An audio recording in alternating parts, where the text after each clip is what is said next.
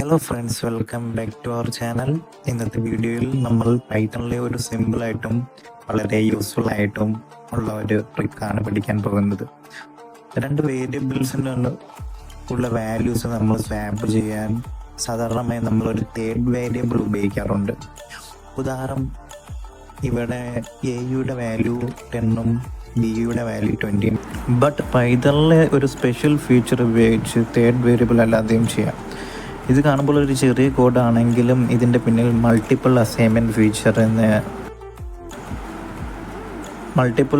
ഫീച്ചറാണ് പ്രവർത്തിച്ചിരിക്കുന്നത്. Right സൈഡിലുള്ള values Python ഓട്ടോമാറ്റിക്കായി left സൈഡിലെ വേരിയബിളിലോട്ട് അസൈൻ ചെയ്യും.